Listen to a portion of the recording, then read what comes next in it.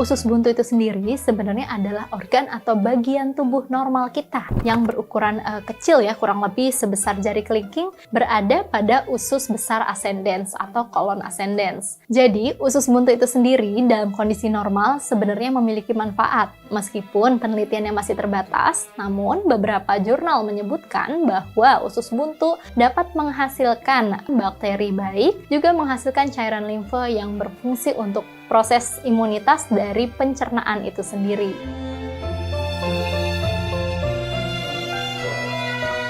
Jadi, penyakit usus buntu terjadi apabila usus tersebut mengalami peradangan. Nah, usus buntu yang mengalami peradangan tentunya akan menimbulkan infeksi dan inflamasi yang cukup berat dan nyeri yang cukup hebat, terutama bila tidak ditangani dengan cepat. Penyebab yang paling utama adalah tersumbatnya usus buntu oleh kotoran atau feses dari individu tersebut. Bisa juga tersumbat karena makanan yang tidak dicerna dengan baik, atau juga obstruksi atau penyumbatan akibat infeksi lainnya. Nah, infeksi usus ini akan menyebabkan penyumbatan pada usus buntu sehingga menimbulkan inflamasi, peradangan yang bisa menyebar ke bagian-bagian usus lainnya, bahkan rongga abdomen atau rongga perut secara keseluruhan.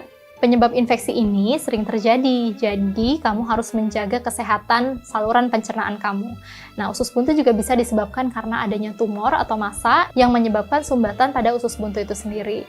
Lalu, pola makan yang kurang baik, misalkan kamu mengkonsumsi makanan yang kurang mengandung serat sehingga proses defekasi atau proses buang air besar kamu tidak baik, atau sering menunda-nunda buang air besar. Hal tersebut bisa menyebabkan pengeluaran kotoran terhambat, tersumbat dalam organ atau bagian usus buntu, dan menimbulkan peradangan. Jadi, kamu sekarang sudah tahu apa saja hal yang bisa kamu cegah untuk mencegah proses peradangan pada usus buntu.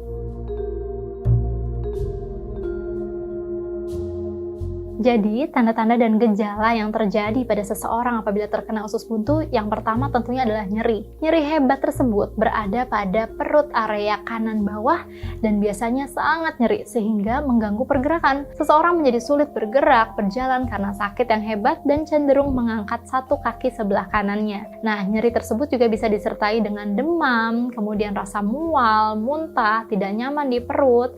Lalu dilakukanlah pemeriksaan dengan Alvarado score. Nah, pada pemeriksaan berikutnya bisa dilakukan pencitraan seperti USG, CT scan atau MRI. Namun, golden standar pemeriksaan dari usus buntu ini sendiri adalah laparotomi atau laparoskopi untuk sekaligus mengeluarkan usus buntu tersebut.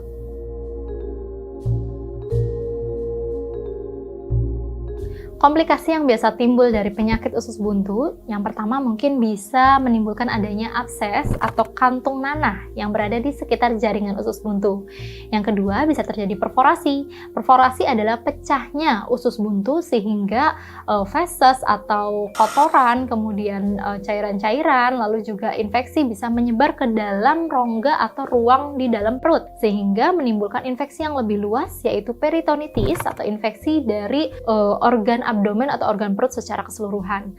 Bisa juga infeksi tersebut menyebar ke organ lainnya, seperti lambung, usus yang lebih luas, kemudian ginjal, dan organ-organ di dalam abdomen atau di dalam perut.